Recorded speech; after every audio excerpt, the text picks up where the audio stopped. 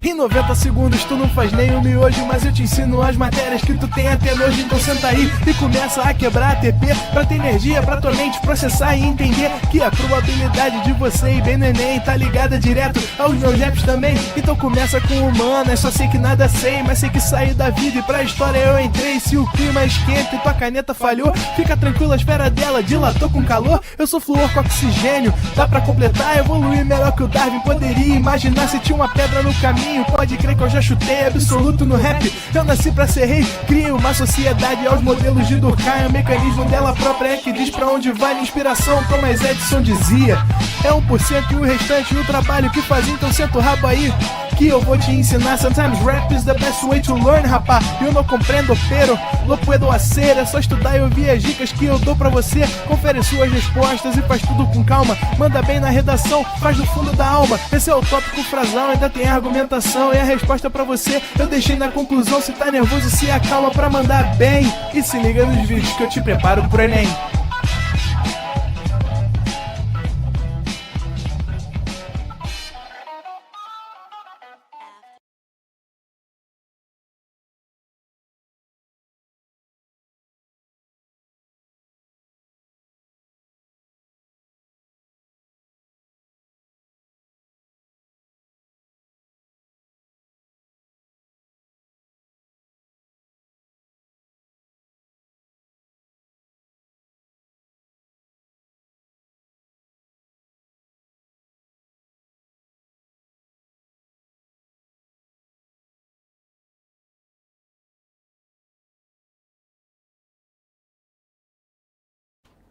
Estamos ao vivo, estamos online.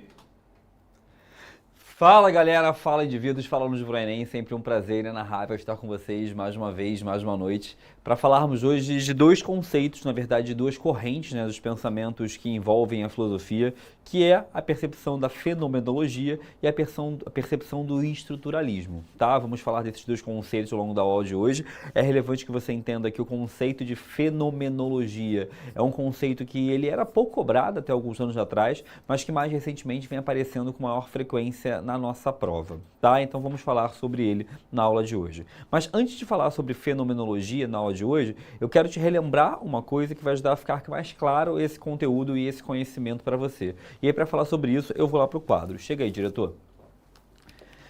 A gente, durante uma parte do nosso ano, começou a trabalhar e começou a explicar sobre um ramo da filosofia que a gente entende como sendo a filosofia do conhecimento.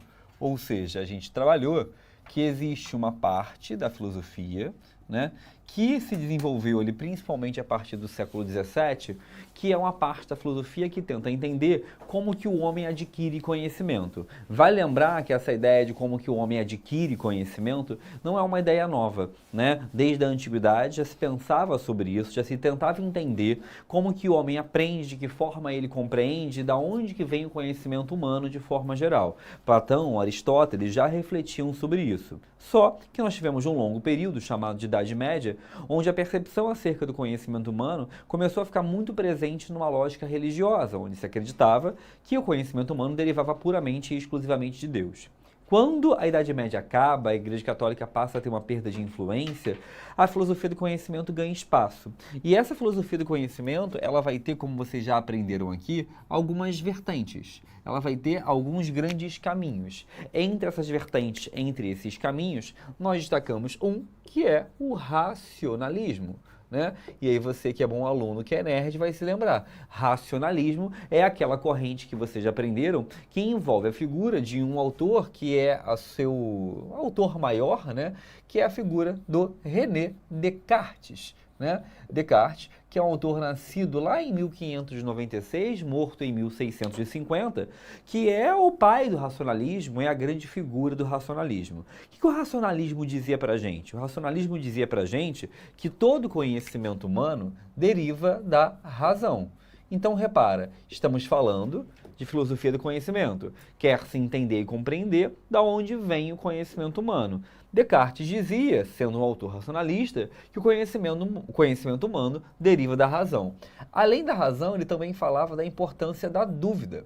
Né? Ele falava que se eu quero adquirir conhecimento, se eu quero ganhar conhecimento, a dúvida ela vai ser fundamental, porque quanto mais eu duvido, quanto mais eu questiono as coisas, mais fácil para mim vai ser compreender e entender e conceber as respostas. Logo, eu vou ter mais certeza da minha capacidade racional. Agora, Descartes também falava para nós, para quem não se lembra, de uma coisinha que era o inatismo.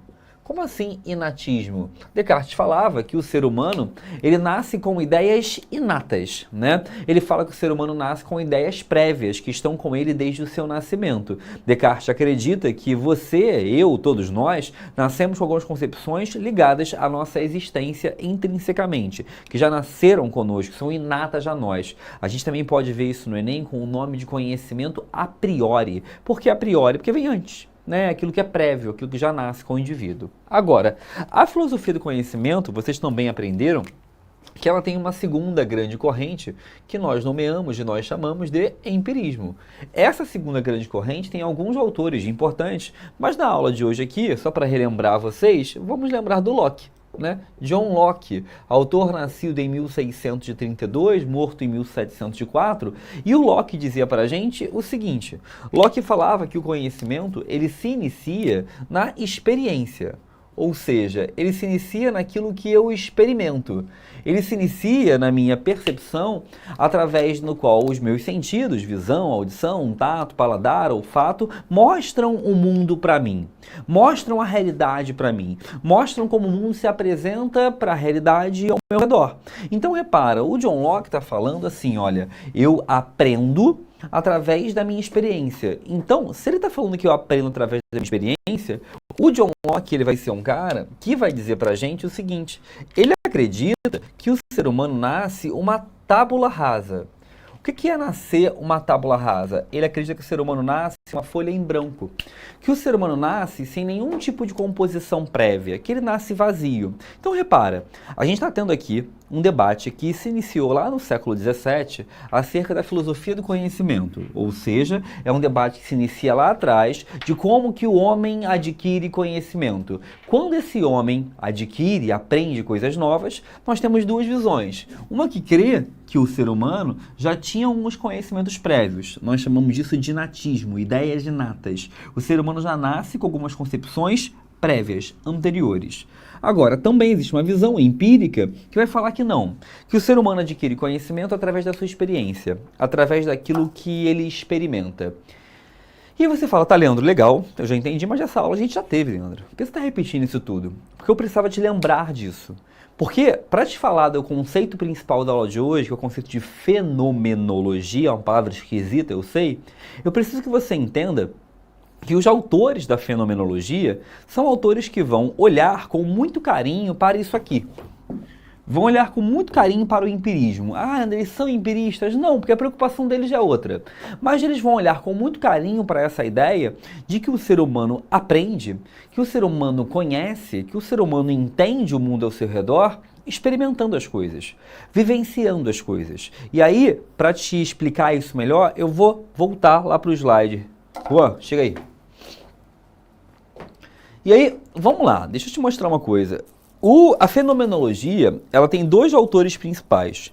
Um chamado Merleau-Ponty e o outro chamado Edmund Husserl, tá? São os dois autores principais. Eu confesso a vocês que guardar os nomes dos autores, nesse caso, é pouco importante. É mais importante você guardar o conceito. Mas lembro deles, Edmund Husserl e a figura do Merleau-Ponty. Depois eu vou te mostrar como se escreve Merleau-Ponty aqui, tem uma parte que está os nomezinhos dele para você entender. Esses autores, eles são autores que acreditam e dão muita importância ao fenômeno. Ué, Leandro, como assim ao fenômeno? O que é o fenômeno?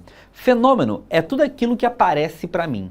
Ué, Leandro, não estou entendendo. Repara, essa aula está acontecendo agora. Hoje é uma quarta-feira, às 8h41. Vocês estão em partes do Brasil diferentes me vendo. E vocês estão me vendo e estão me ouvindo. Logo, vocês estão olhando para essa aula, estão utilizando os sentidos para poder me ver. Me ver visualmente, vocês estão me vendo aqui agora, mas também estão me ouvindo. Repara, essa aula, ela vai ser percebida, ela vai ser entendida de forma igual por todos? Será que a Miriam ST, a Luara, o Toji Vieira, o Lucas Souza, a Kira, será que cada um de vocês que está no chat aí está me vendo da mesma forma? Está me enxergando da mesma maneira? Será que cada um de vocês está de alguma maneira me ouvindo com o mesmo tom de voz? Já parou para pensar e tentar refletir talvez que o vermelho que você vê não é igual ao vermelho que eu vejo? Que o som da voz que você ouve de mim não é igual à voz que o Juan aqui está ouvindo? Já parou para pensar que cada um de nós enxerga a realidade e vê a realidade de uma forma diferente? Já parou para pensar e tentar compreender que cada indivíduo enxerga os fenômenos do mundo de uma forma bem própria? Quando você ouve uma música, a música te afeta. E quando essa música te afeta, consequentemente, são os seus sentidos, olhando para uma realidade. E quando você tem uma música no qual você está com os seus sentidos olhando para aquela realidade, será que eu ouço igual você? Será que eu sinto aquela música igual você? Será que os meus ouvidos ouvem aquilo igual você? Será que eu ouço uma história ou leio um livro igual você? Eu acho pouco provável. E os autores da fenomenologia também. Eles dizem que cada fenômeno do mundo, cada fenômeno existente, são apresentados para nós através dos nossos sentidos.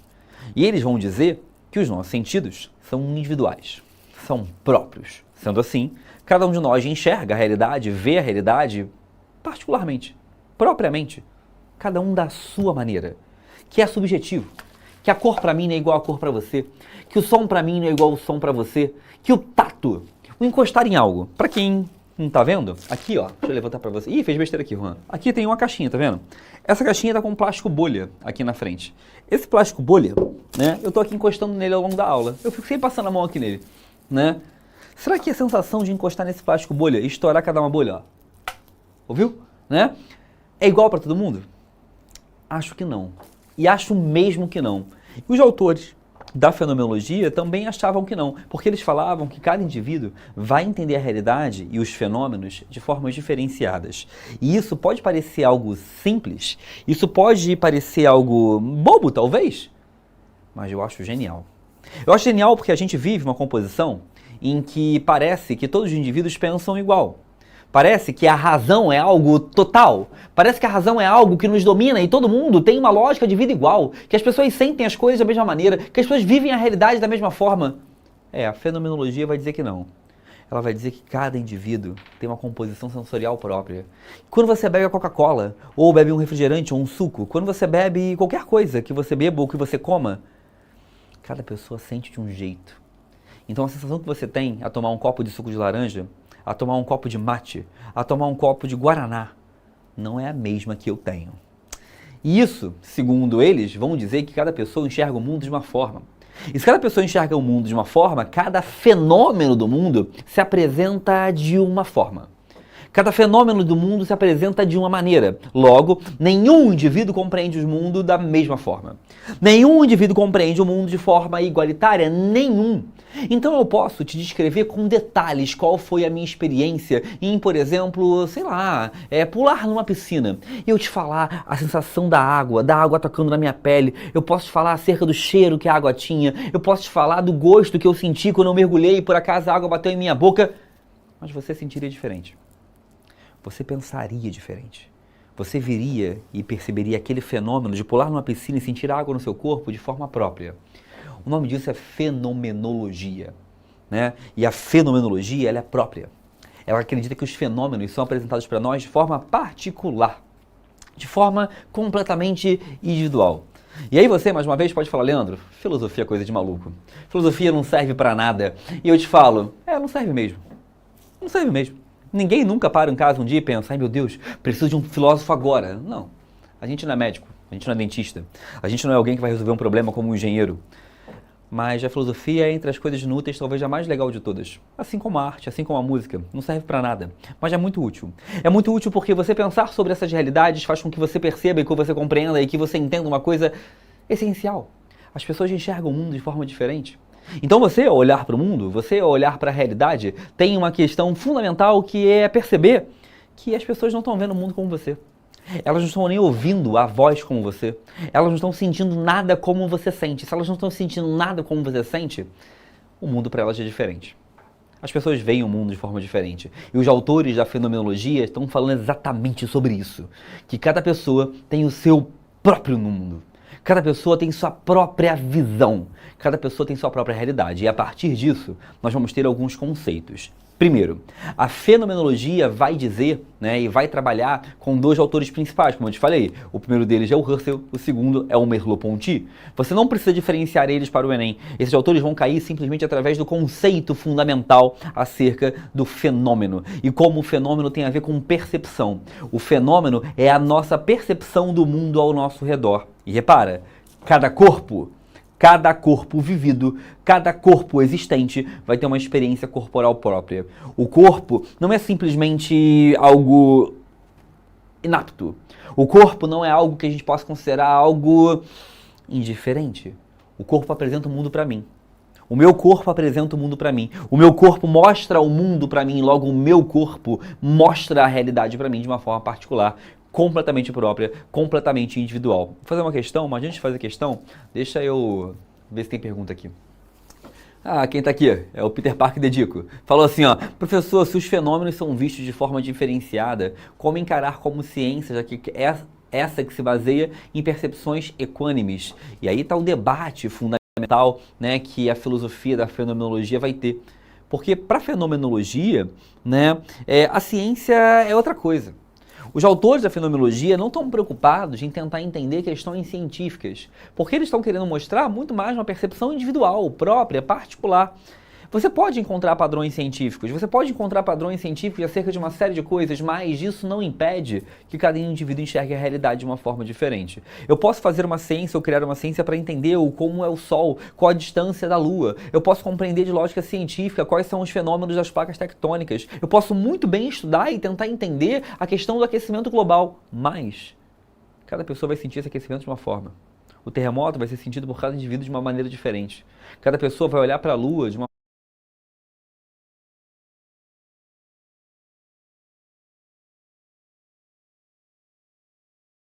forma própria, particular. Então a ciência ela pode existir, tentar encontrar leis gerais, mas isso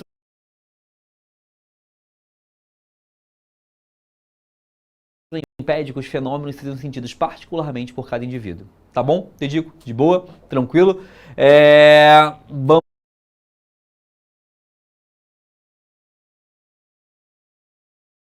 Vamos lá. Juliana falou, professor, nós temos um só Criador. É uma visão religiosa, essa, não necessariamente é a verdade, né? Estamos aqui falando de filosofia, não de uma percepção religiosa ou teológica, tá? Isso não tira a possibilidade de você estar certa, mas também não é uma afirmação para nós dentro da filosofia, tá?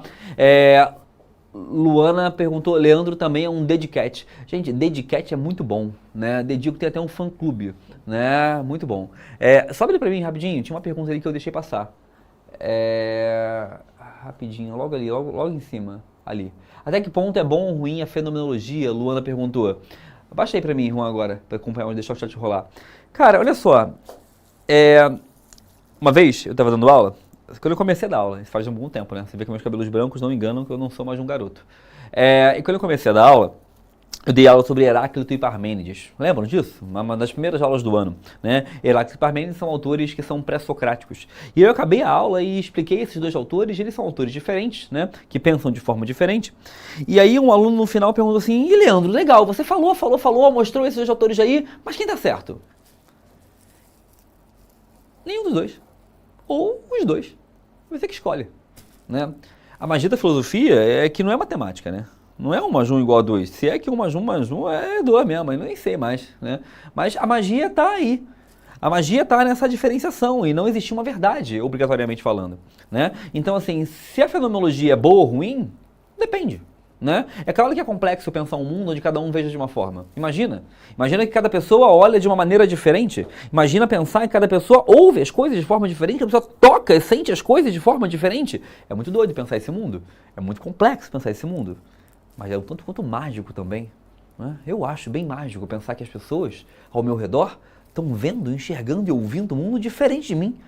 Diferente. Quando eu chego aqui e bato essa palma, desculpa para quem ficou muito alto para vocês, mas repara que quando eu faço isso, Cada um de vocês teve uma reação diferente, agiu de forma diferente em relação acerca disso, tá?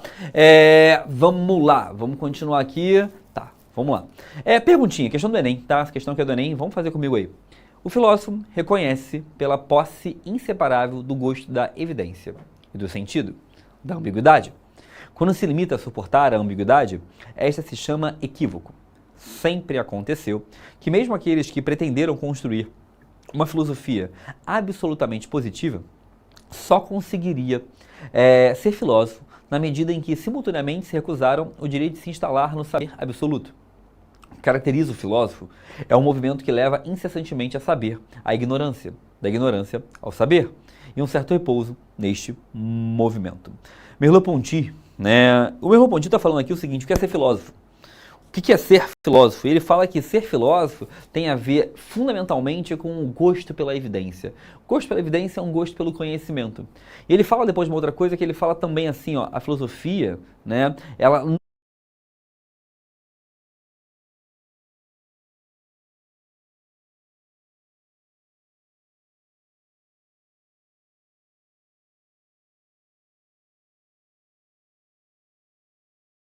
pode ser absolutamente positiva. Como assim absolutamente positiva? Ela não pode querer só encontrar respostas. A filosofia, ela também vive na medida em que se recusa o direito de se instalar um saber absoluto. A filosofia não quer um saber único. A filosofia não quer um saber total, um saber completo. E depois ele pergunta o seguinte: o texto apresenta um entendimento acerca dos elementos constitutivos da atividade do filósofo, que se caracteriza por... Então ele está perguntando aqui o que é ser filósofo para o Merleau-Ponty. Letra A. Reunir os antagonismos das opiniões ao método dialético. Repara que quem fala de método dialético é Sócrates. Quem fala de método dialético é Hegel, Os autores da fenomenologia não estão falando de dialética, não estão falando desse movimento, dessa mudança, tá? Letra B. Ajustar a clareza do conhecimento ao inatismo das ideias. Quem não lembra, falamos hoje já sobre isso. Inatismo é aquilo que é inato, que já nasce com o indivíduo. Em nenhum momento aqui estamos falando de conhecimento inato. Está falando de um conhecimento que se busca conhecer, se busca saber. Então não nasceu comigo. Letra C. Associar a certeza do intelecto à imutabilidade da verdade. Olha o que ele fala aqui, gente. Ele fala que não dá para ter um conhecimento absoluto. Não dá para saber de tudo. Logo, eu não posso falar de um conhecimento que não muda, que seja imutável. Não pode ser a resposta. Letra D. Conciliar o rigor da investigação à inquietude do questionamento. É isso. Se eu quero ser filósofo, eu preciso investigar para saber de coisas novas e ter, obviamente, uma inquietude. Inquietude é não ficar quieto, é sempre buscar conhecimentos novos. Letra D de dedico. Aí, ó, D de dedico. Acertamos aí e o nosso gabarito. Olha a letra E. Compatibilizar as estruturas do pensamento aos princípios fundamentais. Repara que em nenhum momento ele fala de princípios fundamentais, nem explica que princípios fundamentais seriam esses. Logo, a letra E não poderia ser a nossa resposta, tá? Pergunta aqui do Gustavo. Gustavo mandou assim: professor, podemos dizer que a fenomenologia está ligada com a personalidade? Cara, totalmente, totalmente, Uma coisa que eu sempre questiono, não sei se tem alguém aqui que está assistindo agora, que seja alguma pessoa deficiente visual, ou que tem alguém aqui agora que tenha algum tipo de deficiência auditiva e que esteja ouvindo através de algum tipo de programa, algum tipo de elemento, mas repara uma coisa importante, a forma como você ouve o mundo, a forma como você vê o mundo, a forma como você observa o mundo ou não observa ou não ouve, acaba sendo uma coisa que mostra um mundo diferente para você. Eu duvido que eu enxergue o mundo ou que eu entenda o mundo da mesma forma que alguém que tenha deficiência auditiva. Eu duvido, é uma outra percepção. Então, os meus sentidos e a forma como os sentidos se apresentam para mim, eles me mostram uma nova realidade. A forma como o meu corpo existe no mundo expressa uma realidade diferente acerca de quem eu sou, tá bom? Então, eu acho que, sem dúvida alguma, isso está ligado à nossa personalidade, tá bom? Tranquilidade? E aí, gente, depois que a gente falou sobre a fenomenologia, que era uma corrente, vamos falar de uma segunda corrente, que é a corrente do estruturalismo. Tá? O estruturalismo é uma corrente que ela tem variados significados possíveis, mas a gente está usando aqui a noção de estruturalismo criada por um antropólogo francês chamado Lévi-Strauss.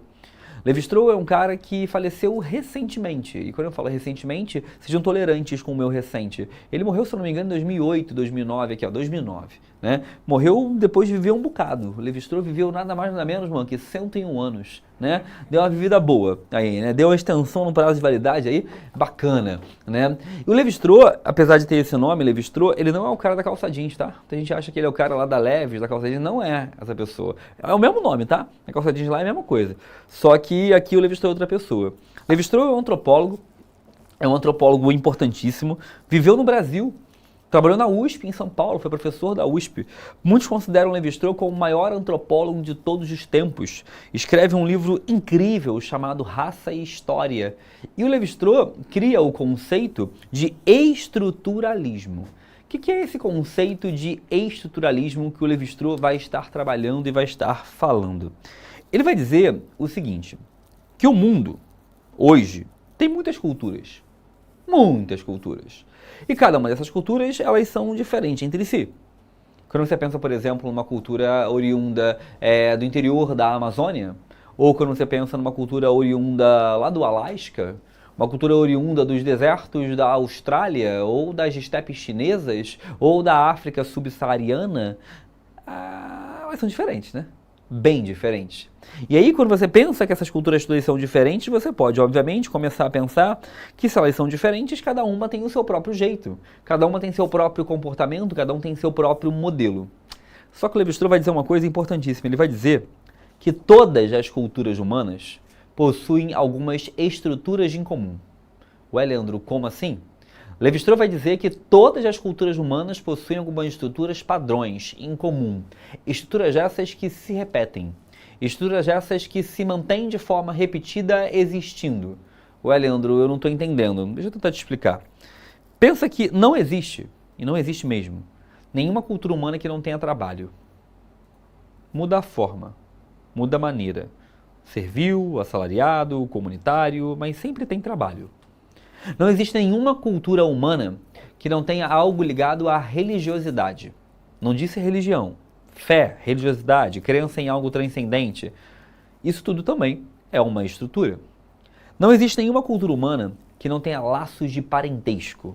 O que são laços de parentesco? Laços de que indivíduos que possuem o mesmo sangue, que possuem laços consanguíneos, têm algum tipo de relação. Muda a forma como ocorre. Algumas sociedades a figura dos avós é sagrada, outras sociedades a figura dos irmãos é uma figura familiar, outras sociedades até existem relações sexuais entre irmãos ou primos, mas sempre existe a figura da sociedade que possui laços sanguíneos em comum, relações de parentesco, que nós chamamos. Então, onde eu quero chegar? Eu quero chegar num ponto para você perceber o seguinte, as culturas no mundo são variadas, elas são diversas, mas existem algumas estruturas que se repetem. Existem alguns padrões estruturais que estão presentes em toda e qualquer cultura humana. Então, as estruturas são uma espécie de base da humanidade. É uma base cultural. Ele vai dizer, o Lévi-Strauss, que tem comportamentos e tem formas de ser e de agir que se repetem em toda e qualquer cultura humana. Da mais variável, da mais diversa, daquela que de alguma maneira pode ser mais estranha para você, que você olha de forma mais etnocêntrica, mais preconceituosa, tem algo nela que é igual à sua. Tem algo nela que é relevante e idêntico à sua. Isso são as estruturas humanas de Lévi-Strauss. Então, Lévi-Strauss, quando ele fala sobre essa percepção, o que ele está dizendo para nós é que existem estruturas humanas que, por mais que sejam diferentes, por mais que sejam variáveis, elas estão presentes em qualquer lugar. Em qualquer lugar. E isso, para você, pode parecer talvez algo bobo, algo simples. Mas isso mostra uma coisa. Se todo mundo tem a mesma base estrutural, faz sentido falarmos de culturas mais evoluídas ou menos evoluídas? Faz sentido falarmos de culturas mais avançadas ou menos avançadas? Faz sentido falarmos de culturas que de alguma forma passaram por um processo de darwinismo social, onde algumas são progressivamente superiores a outras? Para o estruturalismo, não. O estruturalismo ele vai defender que visões como, por exemplo, a visão evolucionista, que creia uma cultura mais evoluída, creia uma cultura mais avançada, creia uma cultura que seja melhor que as demais, está errado. Está errado porque todos somos frutos de uma cultura comum, de uma estrutura comum, de uma percepção cultural comum. Não quer dizer, essencialmente, que todo mundo veio de um ancestral comum. Não é isso que ele está falando. O que ele está falando é que alguns comportamentos culturais se repetem. Se repetem essencialmente em nós, já que somos animais. Então, são percepções diferentes acerca da mesma realidade. Vou falar aqui para você duas coisinhas, tá? Primeiro, eu estava dando uma aula esses dias e um aluno meu teve uma fala bem preconceituosa. Acontece com alguma frequência, né? E aí um aluno meu falou uma coisa tipo assim, Leandro, mas como assim não tem cultura superior e inferior? Como assim não tem culturas mais evoluídas e menos evoluídas? Olha, sei lá, olha para as tribos indígenas, elas estão atrasadas, eles não modernizaram, né? E aí, eu sei que é uma fala preconceituosa, mas ao mesmo tempo eu tento ser solidário a essa fala, ao ponto de tentar perceber o que ele quis dizer com isso. E ele quis dizer com isso que as culturas indígenas não têm o mesmo nível de tecnologia que a gente entende como sendo uma tecnologia adequada. Um celular moderno, um computador, a fibra ótica, a internet. De fato, eles não pegaram uma nave e foram explorar Marte. Mas será que por isso nós somos mais evoluídos que eles? Será que a relação deles com o meio ambiente não é melhor que a nossa? Será que as relações familiares que eles possuem não são melhores que as nossas? Será que a vida deles, socialmente, coletivamente, familiarmente, não são melhores que as que nós temos? Será que eles não são mais felizes que a gente? Será que uma vida onde eles não têm que fazer Enem não é melhor que a nossa? Será que uma vida onde eles não têm que trabalhar todos os dias, de 8 da manhã às 8 da noite, para ganhar um salário e só pagar a conta no final do mês, não é melhor? Eu não sei. Eu tenho minhas dúvidas. Eu não estou afirmando não, tá? Estou só dizendo que realmente é algo a se questionar. É algo a se pensar. A gente entender que a ideia de evolução, ou o que é mais evoluído ou menos evoluído, tem uma relação fundamental aí de você estabelecer um critério. Se você estabelece um critério para ser mais evoluído, é o critério que você é melhor? Tecnologia? Tá bom. Você vai ser mais evoluído, legal. Fique feliz com isso. Agora, a ideia de você crer que um grupo é mais evoluído ou menos evoluído de forma geral, genérica, é um tanto quanto complexo, né? E isso é o que o estruturalismo quer questionar. Ele quer trabalhar com uma ideia de mostrar que a estrutura ela é algo que está presente em toda a cultura. Então todas as culturas possuem um padrão único, comum, cotidiano, que vai levar a esses processos evolutivos e modificativos, tá bom? Pergunta aqui, Daniel. Boa noite, professor. A globalização acentua ou diminui o estruturalismo? Daniel, nem acentua e nem diminui, porque o estruturalismo ele nasce na base das sociedades. Então a globalização ela mostra mais modificações, mas apesar de ela mostrar mais modificações, não necessariamente isso está acentuando o estruturalismo, porque ele já está feito, ele já está estabelecido, tá? Peter Parker, mais uma vez. Professor, se serve de estímulo, eu odiava a filosofia e aprendi a gostar com um mestre que ensina com um tesão único. E apesar de seguir outra carreira, eu adquiri respeito enorme por essa gente que simplesmente nos ensina a pensar. Opa, obrigado, cara. Fico feliz, né? Afinal de contas, a filosofia ela é uma disciplina que no Brasil ela é muito pouco valorizada, né? A filosofia está na escola, sabe que ela entrou na escola como matéria obrigatória em 2008. Né? Tem menos de... são 15 anos, tem 20 anos que filosofia é ensinada nas escolas. Então isso também ajuda as pessoas a não entenderem, não saberem, não conhecerem, né? Os pais de vocês, bisavós de vocês, avós de vocês, muito pouco provavelmente tiveram aula de filosofia na escola, né? Algumas escolas até tinham, mas não era bem algo que era valorizado. Então, consequentemente, a gente tem essa percepção aí de desvalorização. Mas fico feliz, cara, que você esteja gostando mais aí de filosofia, tendo tido um interesse maior aí em filosofia, tá? Pessoal, eu vou fechar a aula por aqui. Só quero lembrar você novamente dos dois conceitos que nós buscamos trabalhar e definir aqui hoje. Fenomenologia, a ideia de que os fenômenos do mundo se apresentam de forma diferente para cada indivíduo. Cada pessoa com sua análise e percepção sensorial enxerga o mundo de uma maneira própria, particular. E o segundo conceito é o de estruturalismo, né, que crê que existe uma base estrutural humana comum que se repete em todo e qualquer lugar, em toda e qualquer cultura. Só muda a maneira, mas a estrutura acaba sendo a mesma. Tá bom? Pessoal, forte abraço, excelente noite para todos. Espero que todos fiquem muito bem e até a próxima. Valeu! Assista nossas aulas a hora que você quiser. Vem com o Pro, o cursinho online que mais aprova no Enem. Assinem proenem.com.br.